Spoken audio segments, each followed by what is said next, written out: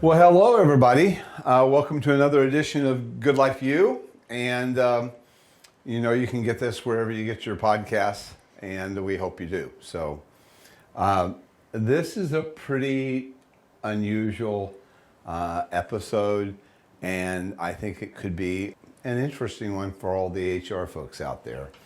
Last time I kind of hinted what we were going to talk about, which is what I call employee bifurcation. Now, I decided to use a big word because, I don't usually use big words. And bifurcation really means you're sort of cutting your workforce into potentially. And the reason I wanted to talk about that is we always treat everybody the same. I mean, when you look in employee strategies, and specifically today we're going to talk about benefits. And the reason I want to talk about benefits is because it's that time of year that we start working on that for this next year. Many people have their benefits start at a calendar year, and they have to work and get plans together across the summer. We actually do about a 2-hour discussion about what I'm going to talk to you about with a benefits professional that we partner with that can really help describe what I'm going to talk to you about today in kind of uber detail. But I like to go about 500 feet on this discussion so that you understand what's possible, which most people really honestly didn't know. But in principle, there are really two groups. There may be three, the top hats, which is a little bit different, but there's really two groups of employees. There's the people who are, administrators, managers, clinicians. I'll call them salaried folks. And then there's the direct support workforce. And the direct support workforce is, different than the salaried folks.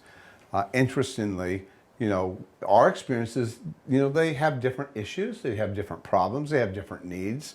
They want different things than the salaried workforce, the management. The problem is that the management makes all the decisions because they're usually the stayers.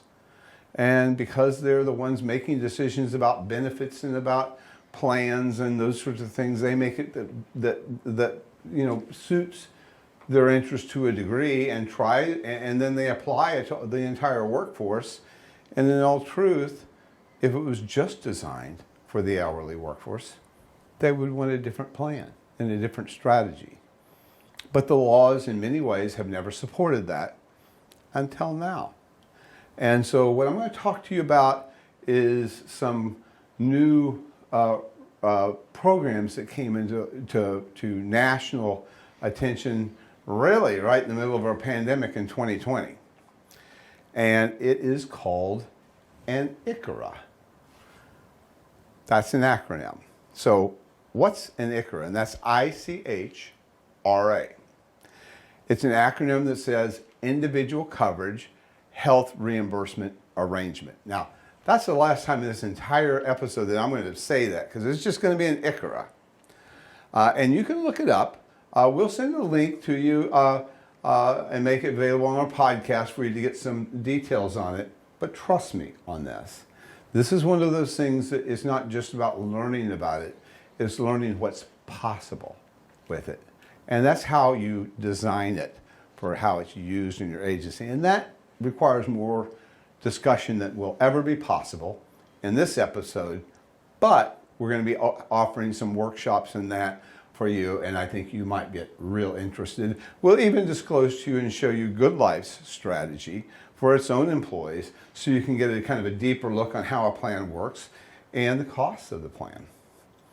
Well, an ICRA is so different than a group plan. And an ICRA basically isn't a reimbursement plan. Okay, so instead of paying, going to the market and get a premium for a group plan, and of course then that group plan is whatever that premium is. In an ICRA, the employer just decides how much they're going to pay. And that's what it is.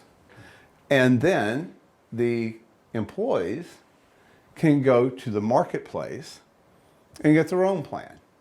Now, Why all that? Why would we do that?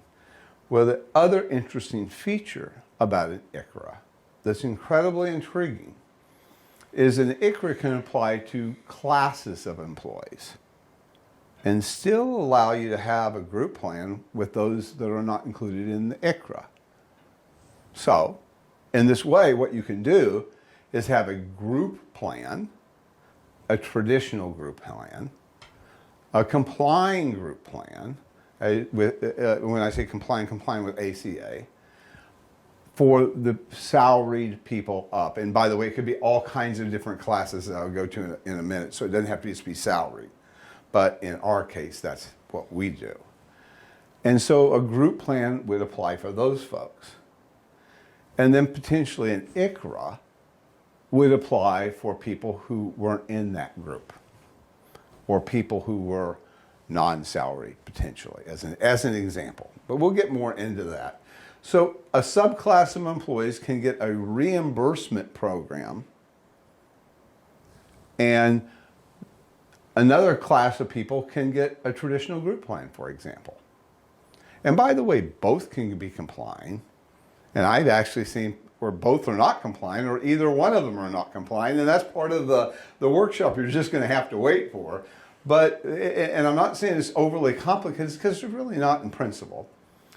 And so let's say that a group plan can be offered to employees, and then for hourly people, maybe, you're offering a reimbursement plan under an ICRA.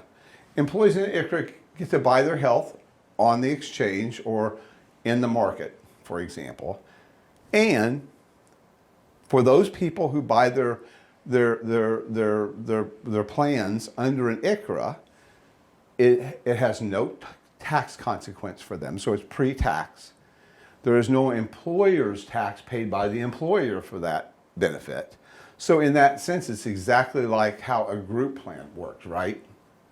The difference in the group plan is, in a group plan, when you have a group plan for a group of employees, their historic costs in that plan affect the premium for that plan for the future year, right? So if somebody has lots of claims and the costs are way more than the premiums that were being paid by the employer, then next year you're going to get a huge increase, right? Well, an ICRA doesn't work that way. Basically, in an ICRA, you decide, here's how much I'm going to pay per employee, and that can vary, and I'll get into that in a little bit. And that's what you pay. And if you pay, a certain amount, which is based upon some safe harbor and other kinds of strategies that we can go over in the workshop, if you pay the right amount, it can be complying. If you pay less than the right amount, then it's not complying. And it can actually be complying for some parts of the employees in the ICRA and not complying for other parts of employees in the ICRA. It's incredibly interesting how that works.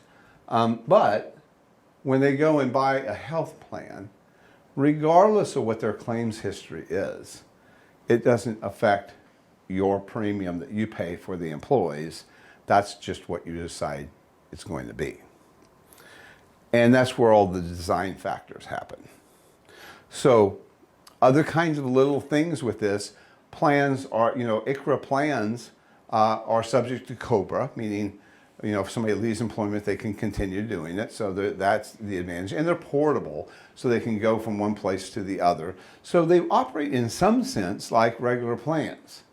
But the biggest idea on this, what it lets you do, is it lets you carve up your workforce in ways that make sense for the employee and for the employer, so that you can decide, here's how much money I have to spend, and here's how I can maximize it for this segment of the workforce. It's really interesting. I can tell you, it was probably when I read about an ICRA, it was probably one of the most fascinating things, and my mind went 1,000 miles an hour on what it could mean. So let me talk a little bit before we get into some examples. What's a class of employee that you might have with an ICRA? Actually, there's 11 classes, and those classes can be used in combination. So it's not just 11 classes, it's 11 classes with almost infinite permutations. So you can design an ICRA to just be exactly what works for you. It can be full-time, and by the way, you can decide what full-time is for the plan. That could be 30 hours, it could be 40 hours, and anything less than 40 hours. And this is, by the way, not what they actually would work, this is what they're hired to work. There's a normal schedule to work. So if they're full-time, defined by however you define it, 30, 40, then they would qualify for an ICRA or not qualify for an ICRA, right? So it could be part-time, and part-time for an ICRA would be anything less than full-time. So one class could be, I wanted to, I maybe want a group plan to apply to full-time people, and I want an ICRA to apply to part-time people. That's a very common use, by the way, of an ICRA, because a lot of people can't give a plan, a group plan for part-time people, or if they do, it's really too costly to actually do because you're not getting enough work out of the employee, to justify the cost for the full-time plan. So an ICRA can be used for that. It can also work for seasonal and temporary employees, and there's lots of definitions of what those things are, and we're going to move that off to the workshop as well. For us in GoodLife, and we'll get into that later, it could be salaried employees, or for us, it's non-salaried employees. And non-salaried employees are hourly employees. Salaried employees could either be exempt or non-exempt salary employees, just to be clear. So you can have a class that would be applied to ICRA that's non-salary or the hourly workforce, right? You could have it be full-time or part-time, seasonal, temporary. Another thing is different geographic areas. So I can have a plan for Iowa and a plan for Missouri if we had a big group of people, or I could have a plan for Iola, Kansas versus Topeka, Kansas. That can be different. And another real popular use for it is remote employees, because when you offer a group plan to your employees that say here in Kansas, but you got 30 remote employees that's all over the country working for you, well, the plan that we pick here may not make sense for them where they live. It may not even have that network available there, right? So an ICRA can be a solution for remote employees, which is an option that's increasing and increasing and increasing. And why you don't see the direct support workforce in working remotely, well, unless you see our iLink employees, normally it's for salaried people who end up working remotely. And it could be a marketing person, it could be, finance people. On my street where I live right now, I have 3 neighbors that are CFOs that work in 3 different states. But they live in Kansas, and none of the businesses are in Kansas. Remote is a way of life now, especially with certain groups. And so an ICRA can be used to pay for reimbursement for them pre-tax and without tax consequence for the employer for people who are remote. So different geographic areas, salary, non-salary, full, part-time. And by the way, I didn't even go through them all because, there's, like I said, there's 11, and they have different purposes. But I just want you to know those things are possible. But you can combine them. Full-time people who work remote. You can be, seasonal employees who are part-time. Any of those permutations would work. For us, we have a specific strategy, but you can use combinations of that. So for example, you could have an ICRA that in our region of Kansas divides hourly from salary. But you can also have one that's in another area that says, well, I'm going to have a plan for them because they are in a different region. And so they're going to have an ICRA not because of this, but because they're in a different region. So it just allows so much individual tailoring of things. And let's get down into, kind of plan design, and I'll maybe kind of give you a little insight about how this might be used. You could offer a traditional group plan for salary, like I said, and hourly there would be an ICRA. or you might offer one to part-time, or you might offer remote. We talked about that.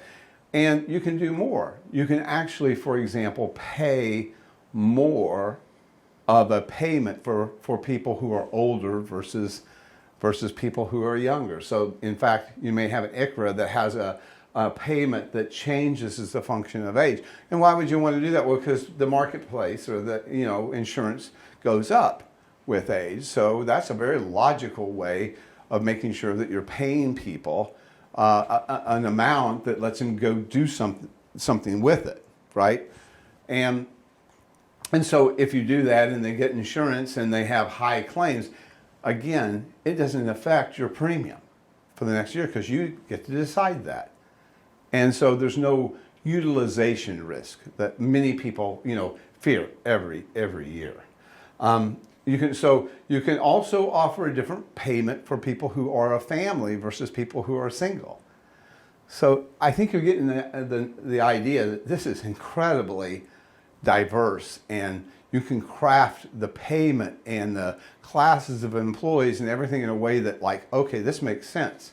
So now you can go back and say, okay, well, what does this workforce want? Let's kind of cut the hourly workforce apart from the up part of that pyramid and say, okay, we kind of know what managers want. They want traditional group plans, and they may, they're going to have less turnover, and they're maybe at a different point of what they want. Maybe down here, what they want is they want to be able to pay. They want to be able to get pay for as much pay as possible. They want time off. For people who want health care, they want that, but some people don't. And we'll get to that in a minute. You can also, I mentioned, it can be complying or not complying. So in order for an ICRA to comply, you have to pay, and I'm not going to quote it, but it's a percentage of their income has to be, you have to give a payment to them that's generally equal to the percentage of income. Now, that would be a nightmare to figure out for everybody, for all their personal income and what percentage because that could individually vary. So they have what's called safe harbor payments for that, which are estimates. It could be poverty level payment, or there's different things. And I'm not going to get into it here, but there's a simple way to give a payment to people of different ages that is a safe harbor that says that is a complying payment, and usually it says it has to be equal to the silver plan, the lowest cost silver plan in the company's region. Now, again, it's more detail than we need to get into, but the bottom line is the company can make a payment for employees of different ages in a way that payment satisfies the rules for a complying plan so they don't have to pay the fine, which is cool, right? And it also gives all that flexibility we talked about. But believe it or not, it might be a better strategy for the employee to provide a non-compliant payment. Why would you want to do that? I mean, think about it. Why would you want to have a non-complying payment? Because then you're going to get fined, right? Well, there's two types of fines you need to know about.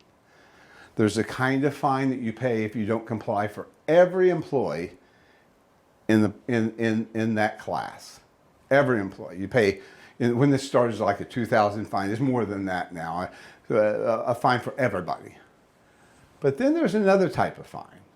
And that other type of fine is a fine that you pay only for people who go to the exchange and get a tax credit.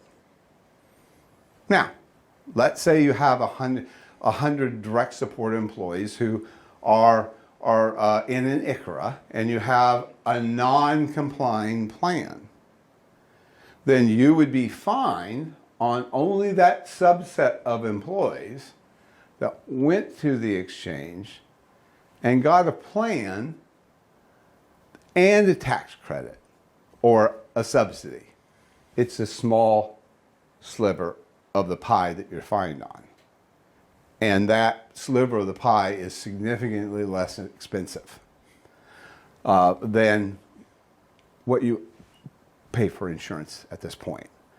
So there's different ways. The point I'm saying, yes, there are people who want to do compliant, there are people who want to do non-compliant.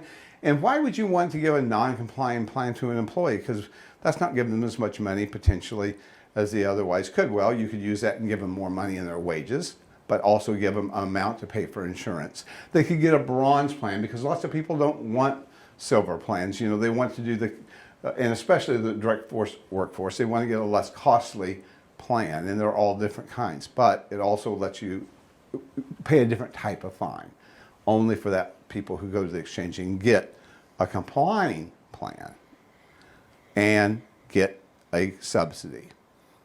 But, you know, the interesting thing is, again, why would you want to do that for the employee's sake? Well, the truth is, most of the country, not all, but most of the country in our industry pays an individual amount for insurance. Sometimes it's anywhere I've seen from 60 to 80, sometimes 90%, I'll tell you why 90, or even 100% I've seen that. Rarely do you see people pay an amount for a family. Well, the truth of the matter is most of the employees that we employ are low income. They qualify often for the maximum tax credit or subsidy offered on exchange, not just for themselves, but for the entire family. So they can get family coverage with the subsidy for far less costs than we usually can offer it for them. So in essence, when you give a compliant plan, you prevent that employee from accessing the exchange and the subsidy when you do a compliant plan. If you offer a non-compliant plan, they can go to the exchange and they can get a plan for themselves or their family and get a maximum, get up to a maximum tax credit or subsidy, which is more than you're going to give them. So it's like, you know, in everything that we do, and I say this in every episode, it's just math. What you have to do is calculate all of this for your work base and really to make a decision on what's in their best interest. And when you look at it nationally, there's only a fraction of people who are direct support staff who pay and get group health benefits, and a very small percent who gets family benefits, because it's unaffordable. Even affordable ones through the, you know, with the, you know, the Affordable Care Act is still unaffordable for them. They would prefer to have a bronze, or they would prefer to go to the exchange and get a maximum subsidy for their entire family, not just the individual. Can you imagine? You know, you want your individual plan, you know, you get pay 100% of that, but you have a family, and that's $12,000 a year, and you can't pay it, or $14,000, and there's no way. That's 3/4 of my salary as a direct support staff. So they're not going to do it, but they can go to the exchange with their non-compliant and get a subsidy that would pay significantly more than that, than what most agencies can offer. So you got to really open up your eyes on this and look at things differently, because you got to look at what is the best interest of the folks that we employ as direct support professionals. What's their best interest on this? If you can only afford this much, and remember, they want a wage. And when we go back, they want time off, they want a wage, they want life balance. Of course they want insurance, but the kind of insurance that they may want, or how much they of their salary can afford to do that, is their own decision to make. You know, it is their own decision to make. And everybody in an ICRA can make the decisions that's in the best interest of their family. And again, you can do it so it complies, and if it complies, then they can't go to the exchange and they can't get a subsidy, and they can't get insurance for their family either on a subsidy, right? And if their spouse isn't employed there, they can't get insurance. They can't get insurance, the tax credit either. So it's important, to decide, am I going to do it, compliant or non-compliant, and all of those things are up to you to make that decision in your plan design. But then let's talk about one other thing I call it the left behinds, the administrative staff. Now that we've carved this out and we've done the ICRA for this group down here, now you have the left behinds. Well, let me tell you something about insurance. And I tell you what, I felt so strongly about understanding this with a colleague of mine. I went and I became an insurance agent. I went through a certification program so I could at least even understand it. I wanted to. So a good friend of mine who's an insurance broker allowed me to go through the training to be one. And what I learned was, and what most people who are HR professionals probably know, is that participation rate in a group plan is really important. If your participation rate is low, meaning of all your eligible employees, if you have a low participation rate, so let's call that anything, according to the insurance industry, it's anything under 70%. If less than 70% of your employees are participating in health coverage, the insurance industry is rating you down as a risk, and their premiums go up. So the lower your participation is as an agency, the higher your premium payments will be in a group plan, because the insurance industry believes the risk goes up when the participation goes down. So let's do another math problem. Let's say that 85% of your salaried employees want a group plan. That's pretty high participation, right? Well, the national average is about 15% of direct support or hourly are wanting a plan. And that's a much bigger group in your pyramid, right? So all of a sudden, your participation rate on almost every place that I go and consult is less than 40%. Now, and so then they get really bad premiums because of the risk. So what do? Well, they have to take the money that they have and cover the payment for people higher. They have to cover 90%, even 100. If you cover 90% of the cost, you will still find that the participation of hourly isn't that outstanding. But that's how you end up, they have to pay more to get the participation up. Well, that sounds good on the surface unless you have a finite amount of money you can pay, and that's coming out of their wages. Because it is. You know it is, right? It's all a balance. How much you're going to spend for this, and whatever you spend for that comes from that. Because if you only have so much, the pie has to be divided, right? And so it can sound really great unless you're paying $10 an hour for wages, right? And you ask a direct support person what they want time off and they want money. And the quicker the better. So that's the approach. And so you can use an ICRA for that. And so and for the other people, by the way, when you use an ICRA and carve out, let's say, the hourly workforce, that isn't counted any longer in participation. So now, instead of having a 40%, participation by putting both groups together, and you have only salary left, now you have 85% participation in the salary. And now that 85% participation is going to the market, and they're considered a really good group for coverage, and the premiums will go down. So by doing this, you've taken the salary folks and you've given them plans that are more affordable and better. You've taken the hourly and you've given them money that allows them to access the exchange if it's non-conforming, or you give them more money and they can buy benefits that they want to buy. So, ICRA. And it's something that is important. And if you're looking at benefits right now, this is the time to do it. We have like I said, we have a workshop where we bring in a couple of professionals from the ICRA industry and from insurance industry, so that you can really understand plan designs, and we can even share with you, GoodLife's plan designs so that you can see how that stuff works. But if you're thinking about that now, if your insurance costs like everybody else's is going through the roof, and you got participation problems, or you got claims problems that you got to deal with, there is a solution.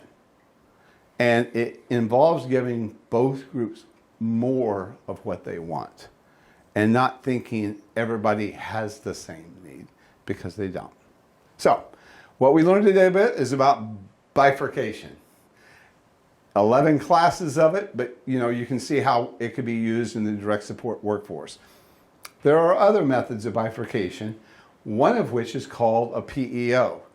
And that one will be up for another episode. And it's about employee leasing. It's called co-employment. And there's such a plan in place for the hourly industry that might be very useful for you. That's going to be sometime later this summer, and we'll have that discussion. So hang on for that one. So I hope you enjoyed this one, and I hope it at least got you guys thinking a little bit about how you could do things a little differently, and whether you continue doing them the same way or not really isn't the point. The point is consider all aspects of what's available to you. And this one became really available in 2020, so a lot of people don't know what's possible. And that's what we're all about, is trying to redefine what's possible. And until the next time, you guys have a great day.